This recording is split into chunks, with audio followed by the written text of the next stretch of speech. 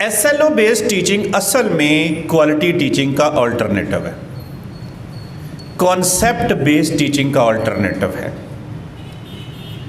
True education کا alternative ہے، اور اسی کو میں کہتا ہوں کہ ایجوکیشن کی اصل روح ہے ہی S L O based teaching. یہ روح غائب ہو چکی ہے۔ کیسے غائب ہو چکی ہے؟ میری بات کو آپ سیکنڈ کریں گے انشاءاللہ تعالی۔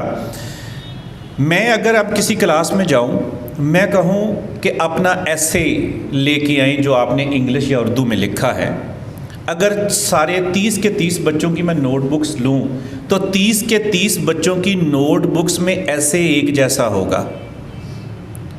Do you agree? اس کا مطلب ہے کہ ایجوکیشن کی روح غائب ہو چکی۔ اس کا مطلب ہے یہ S L O based teaching نہیں ہے۔ اس کا مطلب ہے یہ کوالٹی ٹیچنگ نہیں ہے۔ اس کا مطلب یہ ہے یہ آؤٹ کم بیسڈ ٹیچنگ نہیں ہے۔ آپ منزل کی بجائے راستے پہ فوکس کر رہے ہیں، یعنی سارے بچوں کی ایک ہی ایسے سارے بچوں کا لکھنا ایسے ہی ہے کہ جیسے مسافر راستے پہ کھڑا ہو کے یہ سمجھے کہ میں تو فیصل آباد پہنچ گیا ہوں۔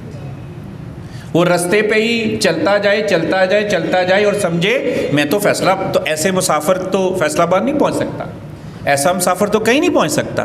وہ تو رستہ ہی منزل سمجھ بیٹھا ہے۔ کبھی راستے بھی منزل ہوئے؟ کیوں جی؟ کبھی راستے بھی منزل ہوئے؟ نہیں ہوئے۔ تو ایسی ٹیچنگ بھی راستے میں ہی رہنے والی ٹیچنگ ہے۔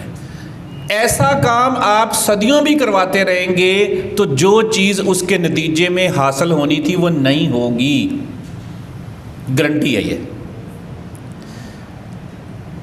ایک ہی 3 سٹوریز، 2 لیٹر، 2 ایپلیکیشن۔ اچھا، پھر آپ ایک اور انالیسس کر سکتے ہیں۔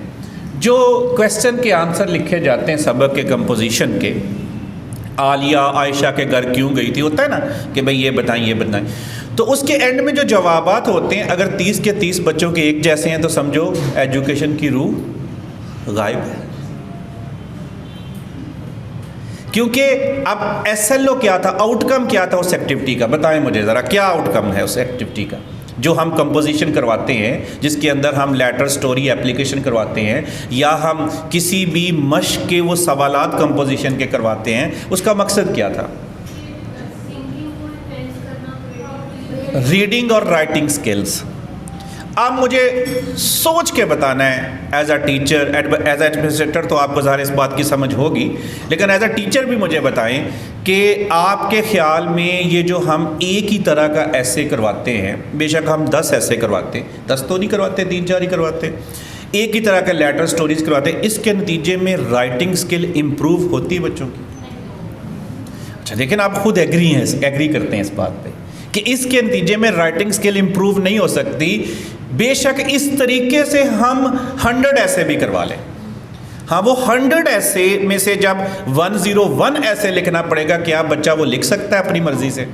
نہیں لکھ سکتا۔ مینز کہ پھر ہم ایجوکیشن کی اصل روح سے دور ہیں، ہم صرف راستے پہ فوکس کر رہے ہیں، منزل پہ فوکس نہیں کر رہے۔